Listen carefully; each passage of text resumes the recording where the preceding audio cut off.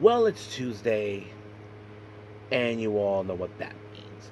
Across the Pacific, in Japan, ChocoPro just had their latest and just recent show, number 477.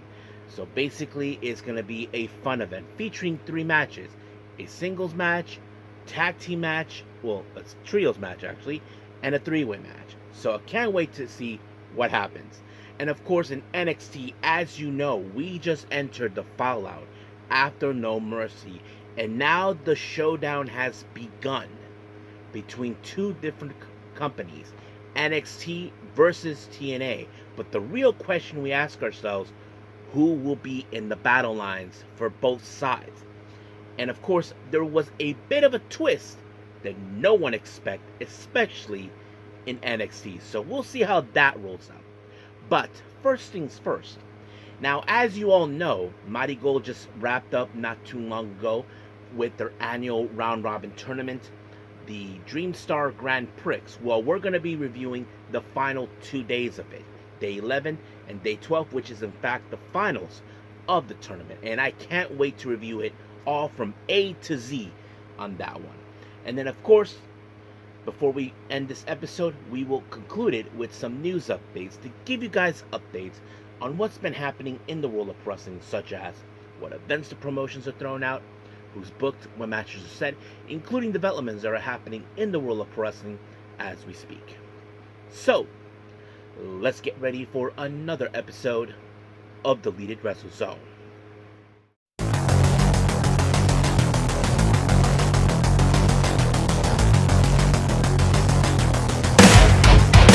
Are you ready? Get up, get up! Get up, get up! Get up, get up! Get up, get up! Get up, get up! Get up, get up! Hey everyone, welcome to Deleted Wrestle Zone, all things that is pro wrestling with AEW, NXT, New Japan Pro Wrestling, TNA, the National Wrestling Alliance, various promotions, wrestlers, matches, and championships. I am your host, J-Rod here. So, if you are new to the channel, welcome. This is a channel we do a lot of pro wrestling reviews from various promotions, not only here in the United States, but also in Japan, Mexico, Canada, Europe, the UK. Anywhere in the world, wrestling is not as big, but it continues to grow. We also, of course, do discussion videos, talk about various topics such as the wrestlers themselves, the promotions, factions, storylines, whatever we want to talk about. We also, of course, do more news updates. If certain information was unable to be on this episode, we can either put it on the next one or on a separate video by itself. We also, of course, do real-time news updates to keep you guys on alert if something has happened in the world of wrestling that needs to be addressed ASAP. We also, of course, got Do Nagi Sayaka Watch and various other cool wrestling content as well. So if you like what you see, please subscribe to us or click on that subscribe button. You'll be getting a lot of daily reviews and other cool wrestling content as well. But if you like this episode, please give us a like on the like button or nice comments in the description down below. Now, enough with the talking, so let's get to it right now. So, let's begin to finish off with MARIGOLD with their annual round robin tournament, starting with day 11.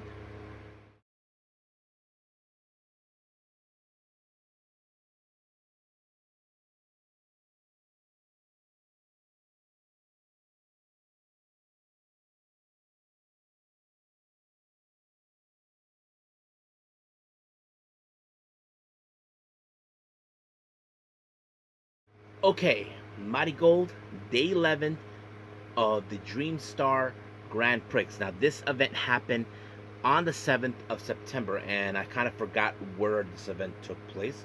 So let's just keep moving on. Now, of course, like always, we've been seeing the opening ceremony, who's participating. We do have some non-tournament matches in case anybody asks, but we're going to do the first two on this one. They're both singles matches. We have, of course, the first one, Komomo Minami taking on Minami Yuki. Now, it's not the first time these two ladies have fought. Ever since Minami Yuki made her debut, she defeated Komomo Minami in that, and which was a bit of an upset because for those who know of how the hierarchy when it comes to rookies, Komomo Minami debuted long before, of course, Minami Yuki, and that kind of was an upsetting right there for many people. But the real question is, can Minami Yuki actually pull it off once again? Can she do it? I have to say, she did a fantastic job, but I don't think that she was going to pull it off, because I would have assumed that Komomo Minami was attempting to get a little payback for that match. But nope, she failed miserably once again by pinfall, and just like that, 1, 2, 3, over. Now, our next singles match, we have Chiaki of Darkness Revolution taking on Nao Ishikawa. Now, when it comes to Chiaki, you know how she is. She's a bit dirty. She has a chair to do her dirty work whenever she wants to, and that's exactly what she intended to do much of the time. But however, she was able to defeat Nao Ishikawa with a brain buster, and just like that, 1, 2, 3, done. Now, our next two matches are part of the Star League of the Grand Prix. First match, we have Kizuna Tanaka versus Mirai. Now, Kizuna Tanaka, for those who don't know, she started out real bad, and of course, she only had 2 points at some point when they were doing one of their bigger shows. But, however, she has to face a wrestler who is the strongest of them all, who's shown a lot of her resiliency. But, however, that wasn't the case for Kizuna Tanaka, because she failed miserably. Mirai actually picked up the win by pinfall, and just like that, 1, 2, 3 is over. But however, Mirai gains 2 new points with the total points of 7, leaving Kizuna Tanaka with the total points of 2. Our next match, part of the Star League, is our last one of this tournament.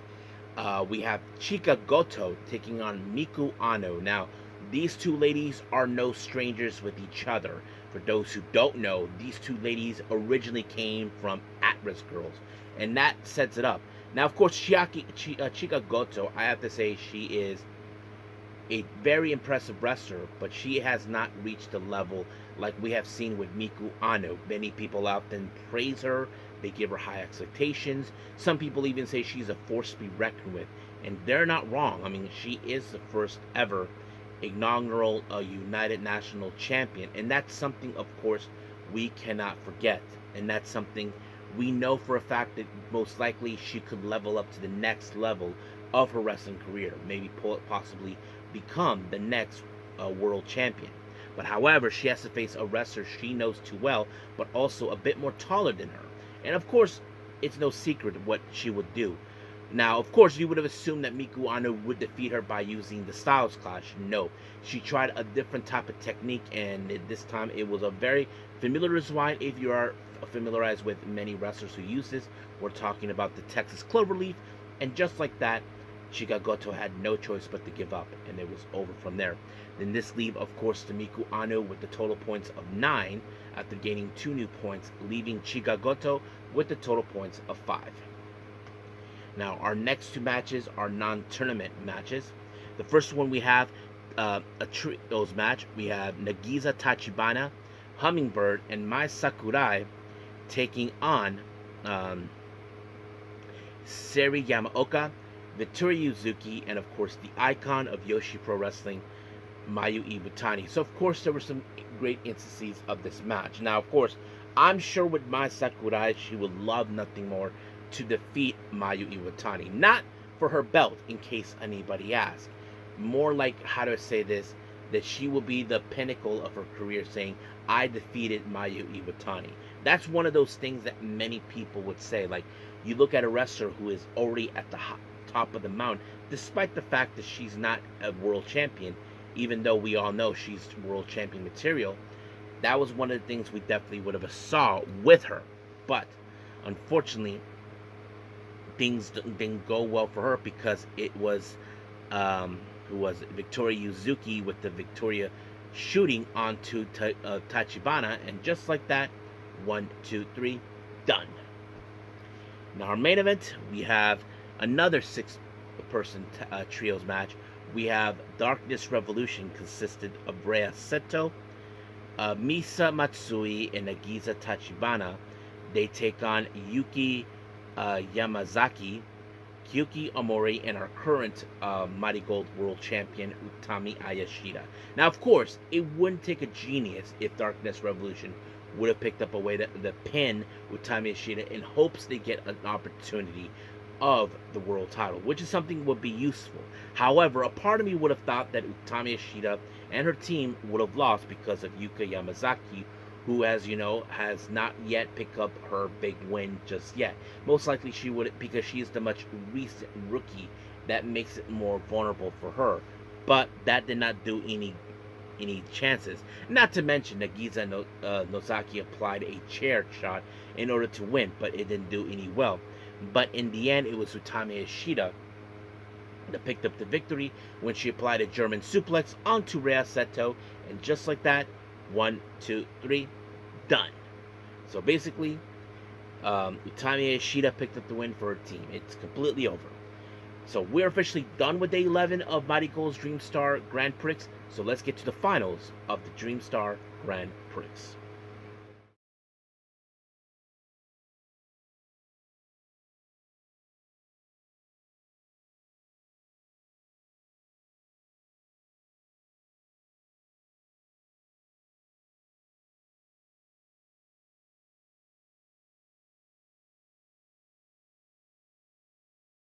Okay, we continue with more MARIGOLD. We are now in the finals of the Dream Star Grand Prix. I have to say, it's been one crazy ride. But I think many people would have assumed who will be the lucky competitors to be in the finals. Well, to do so, they have to go through all of them. Now, for the record here, one particular match did not happen due to a forfeit. Rhea Seto was supposed to wrestle here, but due to her health condition, she was unable. Her opponent was supposed to be Seri Yamaoka. So by forfeit, she wins the match. But there was been changes in the whole thing. So basically, Seri Yamaoka participated in the pre-show, which we're gonna do right now, which is only a one match. So we have Megaton, Nagisa Tachibana, Minami Yuki, and now Ishikawa. They take on Yuka Yamazaki, Komomo Minami, Hummingbird, and Seri Yamaoka. Now, as I mentioned, Seri Yamaoka is in the tournament, but due to the fact that Rhea Seto, her health condition was bad, she was unable to participate. So, by default, Rhea Yamaoka wins the match by forfeit, but unable to proceed any further. So the match itself was pretty good. I'm not gonna lie; it was very interesting to see, but it was Seri Yamaoka who actually picked up the win when she applied the German suplex onto Tachibana, and just like that, it was over. Now, of course, they opened up with in the main card with the opening ceremony for the last time, introduced everybody who's participating except for Rhea Seto, who was not present due to her health condition. And of course, for anybody asked when this happened, it happened on the 14th of September in Corkin Hall, which ironically was the perfect fitting. Now, first four matches are part of the Star League of the Grand Prix. So let's start with that. Our first match is Kizuna Tanaka versus Chika Goto. Now, I'm not gonna lie, of course, Kizuna Tanaka did not have a great tournament due to the fact that she ended up 0, but until the last time they were in Corkin Hall, she was able to pick up a win, and I think she did that against Mitsa Matsui. But she has to face against a wrestler who's a bit more taller than her, and of course more deadly, and that is Chika Goto. And of course, the one thing you don't want to be around with Chika Goto is being in the giant swing. But Chika Goto was able to pick up the win by chokeslam, and just like that, 1, 2, 3, Chika Goto wins her match with the total points of 7, leaving Kizuna Tanaka in 2, which is the final points, even though no one advanced here. Now, our next match, we have Chanyota versus Mirai. Of course, these two ladies are unbelievably great. I mean, they're strong competitors. I mean, Chanyota, as you all know, people never would imagine that would like her. I mean, look, I didn't give a rat's ass about the things that she did during her wrestling career, of course, with her other job that she did. I didn't care about that, but I cared that she wrestled, and that what matters. And she put everything on the line against someone who's just like her, a bit more stronger. But unfortunately, it ended with a 15-minute time limit draw, leaving Mirai with the total points of 8, and Chanyota with a total points of 5. Next up, we have Mitsa Matsui versus Nagisa Nozaki, which became a Darkness Revolution showdown. As you all know, these two ladies are part of the same group. And you probably ask yourself, who's going to walk out? Now, a part of me would have thought Nagisa Nozaki, would have walked out. But no, I was impressed with Mitsa Matsui because, A, we have seen her how much she's grown. I mean, she was like this smiley little girl until she turned heel, that sort of thing played out, and she applied a bridge onto her, and just like that, 1, 2, 3, she picked up her next 2 points, ending her tournament with the Grand Prix for her with 8 points, and Nagisa Nozaki with 7. Now, our next match, which is the last of the Star League, we have 2 wrestlers. Basically, these 2 ladies. They have fought recently before. Miku Anu versus Mai Sakurai. Now, for those who may remember, it was Mai Sakurai who defeated Miku Anu for the United National Championship. And you can say this is a rematch from that, even though the title was not on the line. But this was a match who was going to, of course, now these 2 ladies were at the top of the mountain of the Star League in the Dream Star. So that kind of sets it up. Who's going to go? And unfortunately, they went all out on this one. I was like, damn. But in the end, it ended in a time limit draw. And in the end, the person who walked away is Miku Anu with the total points of 10. So she represents now the Star League. As for Mai Sakurai, she ended up with the total points of 9. So basically, there was 1 point difference. So basically, if Mai Sakurai would have had another point, and just like that, it would have been like that. But no. So Miku Anu ended up in the finals. Now, who's going to join her from the Dream League? Let's start with that. We have Maria versus Chiaki, 2 heels in the same spectrum, but however from 2 different organizations. As you all know, Maria represents Marvelous, but however, none of these 2 ladies were going to advance further. But in the end, of course, we did see Maria, of course, she did something really interesting that kind of distracted Chiaki. She kissed her. I don't know what was the point, but she applied I don't know what looks more like a Michinoku driver. But I couldn't tell if Chiaki really hurt herself. That's something I couldn't tell. It looked like she did. But however, Maria picked up the win with the total points of 6, leaving, of course, Chiaki with 3, leaving in their points that way for the tournament. Now, next up, we have Victoria Yuzuki versus Mayu Iwatani. So this is one of those moments where, of course, these 2 ladies are no strangers with each other. For those who know this, these 2 ladies know each other all the way back to Stardom. For those who don't know, Victoria Yuzuki admired and always looked up to Mayu Iwatani. And it's more like protege versus teacher, and that plays out pretty well. And I think many people would have assumed Mayu would have been the one person that could have picked up the win. But this match ended in a 15-minute time limit draw too. But however, because of that, Victoria Yuzuki walked away with the total points of 10, leaving Mayu with the total points of 9.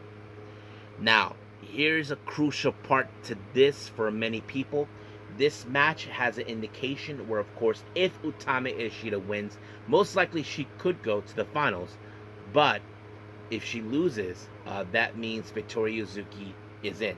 So that kind of sets it out. Now, the match itself, you would have assumed from the moment this match happened, some of you would have voted, okay, Utami Ishida wins because A, she is a much better wrestler, B, she is the current MARIGOLD World Champion, and C, most likely she could win it back-to-back. Remember, she won the first ever Dream Star Grand Prix last year, and now she probably could determine to do it again. But unfortunately, this one took a very interesting turn.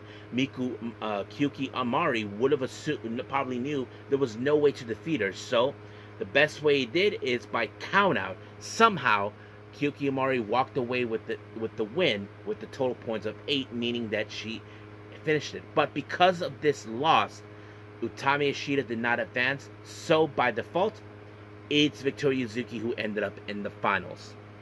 So yes. So let's jump into the finals of the match. We have Miku Ano and Victoria Yuzuki. I have to say it was a pretty good match, and I was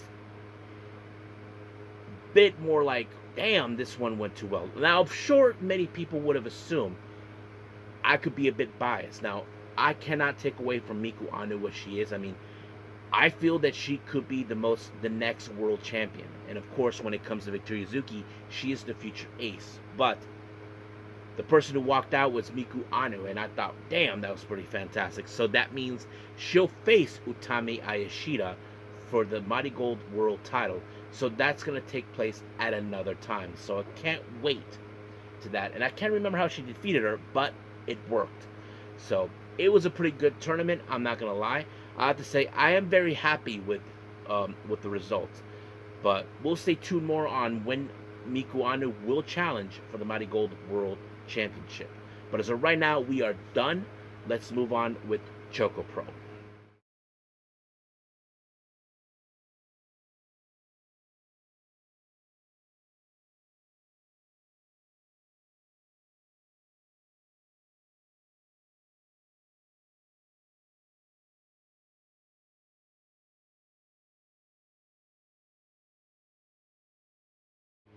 Okay, ChocoPro number 477. This is their much recent and latest show coming from them in Ichigaya Square.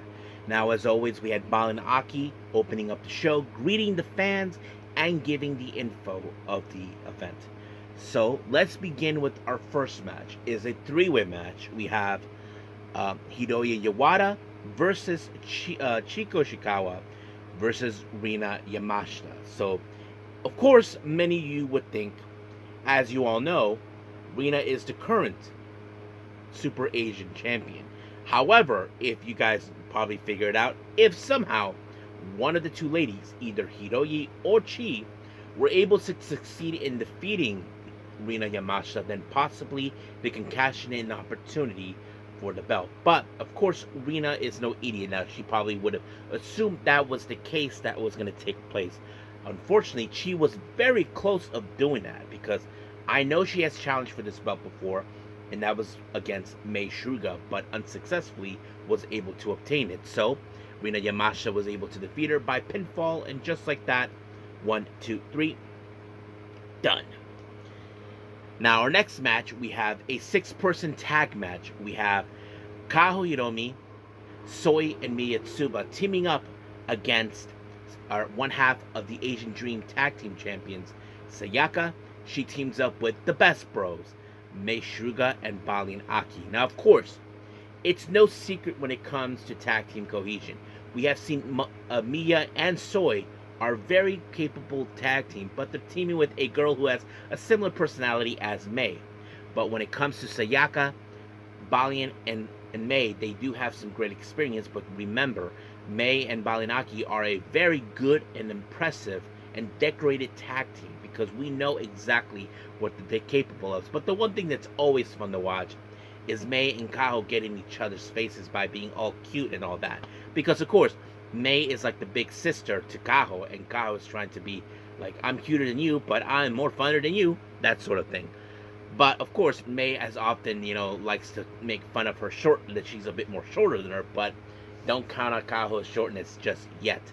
But unfortunately, it was Miya who ended up being double pinned by both the Best Bros, Balin Aki and Mei Suga, and just like that, 1, 2, 3, it's over. Now, our main event, we have, of course, a singles match. We have Munetatsu Nakamura from Gambari Pro taking on Antonio Honda. Now, of course, the one thing you gotta keep away is with Antonio Honda. It's when he tells you, time out, and then he does his usual stories. That's the last thing you don't want to be in. But, of course, Antonio Honda is a bit more clever than you probably wouldn't imagine. But unfortunately, Monotatsu Nakamura learned the hard way when he ended up in a submission by Antonio Honda, and just like that, he tapped out.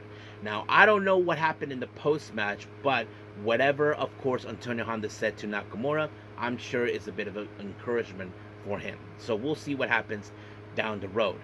Now, for our Junkin tournament, wasn't too sure where we're going to go, but this thing ended up with Chiko Shikawa, in fact, winning the tournament and leaving Sayaka as the runner-up.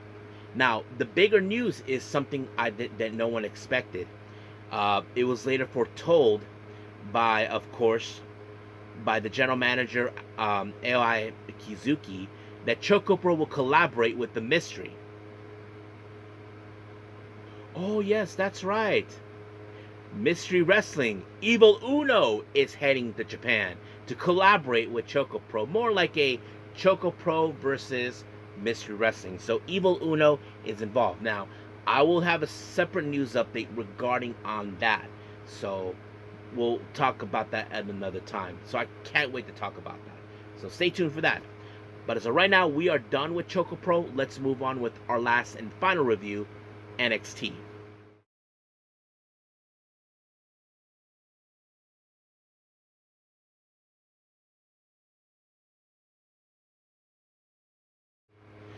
Okay, final review, NXT. As you all know, we entered the fallout after, of course, No Mercy.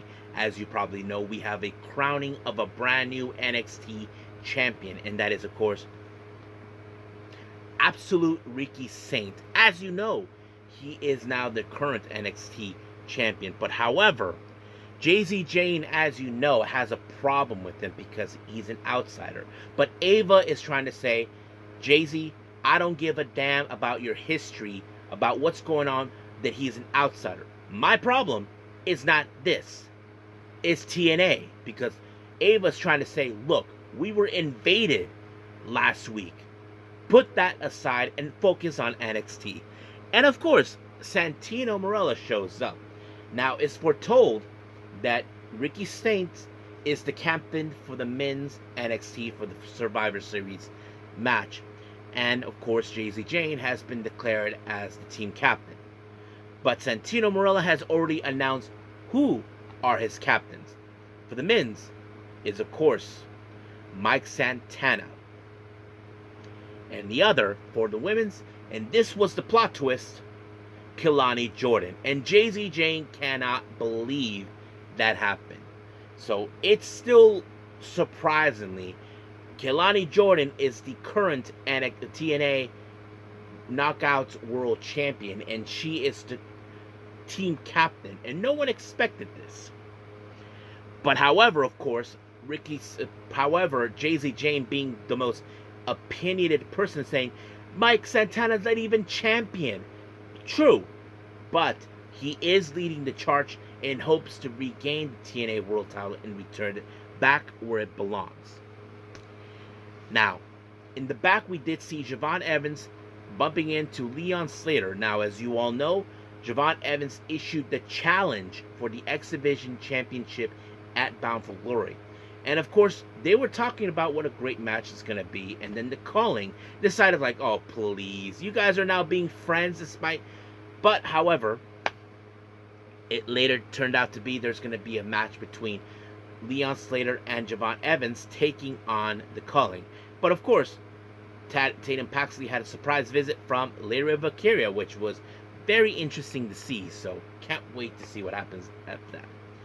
Now, as you know, these two ladies have been going back and forth plenty of times. Jada Parker and Lash Legend. Now, as you all know what happened, No Mercy. Lash Legend, as you know, says she wants to be part of the war against TNA. And Jada Parker, as you all know, has unfinished business towards her. But this match would prove who will be joining, of course, Jay-Z Jane against, of course, the TNA at the pay-per-view. So we'll see where that leads us from there.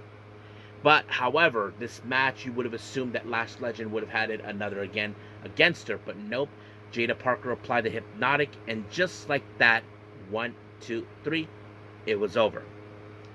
Now, we did see a bit of the men's locker room in the NXT about who's going to be joining, of course, Ricky Saints as captain. But however, of course, Trick Williams felt like, hey, I'm the champion too. So Ricky Saints decided, look, how about we just be co-captains? And of course, they had to determine who will be joining their side. So 2 matches have been saying. Miles Bourne versus Josh Briggs and Javon. No, I think it was, yeah, I think somewhere around there. Yeah, and Javon Evans versus, I believe, well, I don't know, just like that. But we'll see where that leads us from there. Then we see Ethan Page doing a promo talking about TNA and all this other stuff. But of course, he has one thing in mind, and that is, of course, Hijo de Dr. Wagner Jr. Because as you know, he wants the Latin American title. However, he would have assumed he was expecting him. But however, a surprise figure from NXT's past returned, and that is Mustafa Ali. Now, of course, Mustafa Ali was telling them that many years ago, and everybody remembered this, we were expecting him, of course, to go after the North American Championship, and somehow WWE made the decision to remove him. So he feels that this whole thing with the title has been cursed. So he's been asking for this match that happened. So Mustafa Ali has told Ethan Page that he had a nice conversation with both Ava and Santino that the NXT North American Championship will be defended on October 7th, and it's going to be there. And of course, I'm sure Ethan Page was not expecting this, because his primary focus is to obtain the Latin American Championship, and this is the last thing he needs. And of course, a brawl showed up, so that sets it up. Now, of course, as you all know, the women's locker room as well are dealing with the same kind of factor what we saw with the men. Of course, Fallon Henley wants to be in it, so is Lola Vice, and very others, but we'll see where that goes from there. Now, Miles Bourne takes on Josh Briggs. As you know, these are 2 men who want to be involved in this war against TNA. So the real question is, who will be pleading their case even better? Of course, Josh Briggs is a strong, capable wrestler. But the one thing that was interesting, Josh Briggs was about to use a chain on Miles Bourne until Matt Cardona, for whatever reason, decided to get involved and stop Josh Briggs from using that chain. And this led to the distraction until, of course, Miles Bourne applied the Born Again. And just like that, 1, 2, 3, Miles Bourne picked up the win. Now, Kelani Jordan had a conversation with Jordan Grace, questioning, look, there's people questioning about you guys. Now, Jordan Grace, look, I don't trust JZ Jane as a leader, and she wants to join the TNA group. But there are people that are questioning Jordan Grace and Joe Hendry.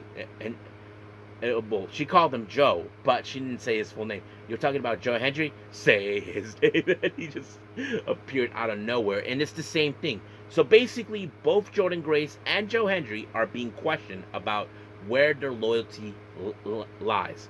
So, of course, you know, they both have 1 foot on one side, 1 foot in the other. So that's going to be difficult right there. Now, the next match, we did see Lola Vice taking on Fallon Henley. This could be a bit of a, not only for Lola Vice to get involved in the TNA war, in the TNA versus NXT war, but also to get a little measure of payback after losing against, of course, JZ Jane. And that's something that we definitely could see. However, JZ Jane did try to help, but nothing worked until we did see the back fist, and just like that, 1, 2, 3, it was over. However, Fallon Henley and JZ Jane were a bit of an argument about how things happened until Lainey Reed got involved and told, look, you weren't involved. You're right. But no one said anything. I couldn't do anything about it. And they're like, what are you talking about? Who do you think took out Lola Vice outside the ring? And it was confirmed it was her. And she also said, I also took out Jasmine Nix because she was dead weight. So, you're welcome. Now, I want to pause here for a little bit. A part of me would think, because this revelation was mentioned, you don't think that Lola Vice is going to cost Lainey Reed the opportunity of the WWE Women's Speed title? You know the old saying goes, an eye for an eye. So it's like this. Lainey Reed cost Lola Vice the NXT Women's Championship. Wouldn't Lola Vice return the favor and tell her, you made me lose a title match? I could do the same thing to you. So, that's going to be on her. Like the old saying goes, actions have consequences. So we'll see what happens. I could be wrong, but it could happen. Now, our main event, we have, of course, Javon Evans and Leon Slater taking on the Culling. Nico Vance and Sean Spears. I have to say it was a fantastic match. Not to mention two young guys who are high flyers. I'm like, damn, that's going to be crazy. And it did work. Until, of course, the Swanton 450 on Spears took him out. And just like that, 1, 2, 3, done. However, the night wasn't done yet. We saw TNA made their way into the front door. And, of course, NXT. So you would have assumed all hell broke loose. Now, this is where things question who will be representing from both TNA and NXT. And this is exactly what happened. Let me pull that up. For NXT, in the men's division, we have Ricky Saints and Trick, who were already mentioned. They are Miles Bourne and Javon Evans.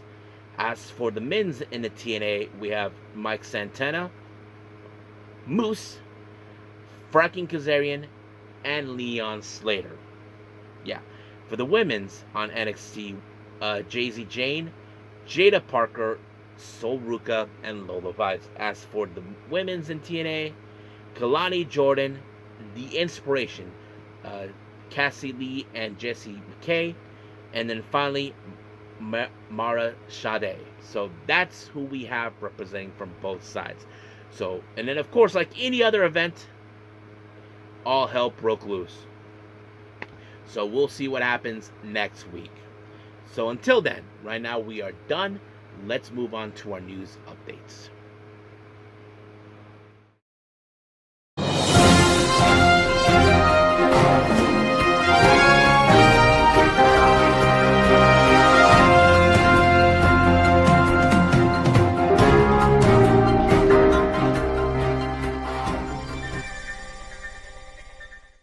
Okay, so welcome to our news update. So let's get started with upcoming events. We only have update on one for that. As you know, GCW will be in New Jersey for Dream on November 22nd. It was announced 2 ECW legends will be participating. We have Tommy Dreamer and of course, Gore! Rhino will be there. So that's pretty much it for upcoming events there. Now, we have a lot of developments we're going to be talking. This was mentioned by Wrestling Observer. Many of you know who this guy is. Stephen Borden Jr., the son of the icon Sting. Many of you may know this. Sting's son has recently been training as a wrestler under Darby Allin. It was later revealed that he'll be making his pro wrestling debut next month. Now, I know there's a lot of question regarding. We know that he has to live up to the reputation of his dad. We know he has to do something different away. But let's put that aside a bit. I wouldn't be surprised if his debut will be at Wrestle Dream next month, because we all know he probably could help Darby Allin to deal with the Death Riders. As you know, in many matches involving Jon Moxley, wherever he goes, the Death Riders were there. I wouldn't be surprised if that's the story. Like, you look at this like Darby Allin owes a lot to Sting, and now he's willing to repay a favor to his son. So that's something we could definitely see, but we'll just have to wait and see until that day. Now, many of you know this. I reported recently that Kylie Ray had to vacate the WWE ID Women's Championship due to the fact that she's pregnant. Now, a match was set for that belt that's been vacant. We have, of course, Zeta Steel versus Noor Phoenix Diana from Malaysia, who is the first ever female to wear a hijab and as a wrestler. And it was later foretold that Noor Phoenix Diana is the new WWE ID Women's Champion. So most likely we could see her maybe get a contract with WWE if that's the case. So we'll see what happens from there. Now, Will Ospreay mentioned about the list of Mount Rushmore wrestlers in either the light heavyweight / cruiserweight. Here's who he voted for: Rey Mysterio, obviously, Hayabusa. Many of you know him, and of course, he did dress up as Hayabusa during a match at the historic crossover. Then there's, of course, Naomichi Marufuji from Noah. Many of you know this. Naomichi Marufuji was one of the excellent junior heavyweight competitors in Noah in the early days. And then finally, Dragon Kid. So yeah. Now, Jack Perry was doing a podcast interview with Jericho, and there was a little question about something that many people probably don't know. Is the nickname that he got when he was no longer Jungle Boy, the Scapegoat. And he said that he got it because during his talk with Chris Jericho. Let me pull that up. I think it was very interesting to hear that. So this is what he said. This was right on the 2023 after All in London, and this is what he says. I was texting Chris Jericho actually, and I was sort of checking. He was sort of checking in on me during the time I was saying how it's going, man. And I said, I'm actually really not good. And he's like, yeah, it sucks, man. They're making you the scapegoat for the whole thing. And as soon as I saw that, I was like, that's cool. I like that. So basically, this is like, remember, there was a bit of an altercation that happened in All Out London 2 years ago. And that kind of plays it out. That's how he got the name, the Scapegoat. So it's basically based on that. So, makes perfect sense. Now, final development update here. Iyo Sky talks about how she feels more enjoys wrestling as a babyface than she was as a heel. Yeah, she said that, and this is what she said. And this was during an interview with Comic Book. When I was in NXT, most of the time I was a heel, but now I'm a babyface. And always smiling.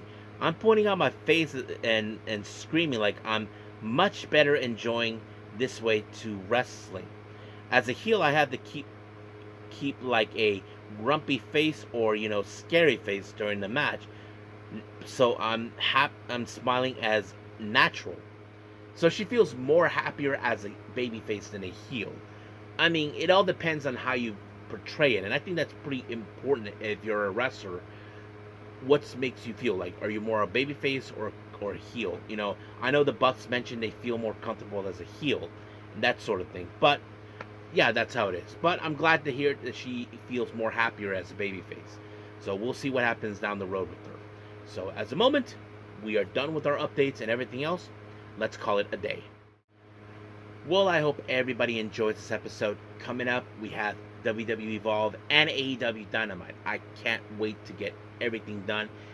It's going to be a lot of crazy events, not to mention we'll be celebrating Dynamite's anniversary once again, and this is something we definitely would enjoy.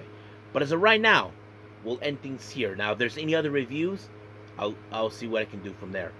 But until then, I will see you guys in the next DWZ time, same DWZ channel. I must bid all of you adieu. So, goodbye, and have a nice day.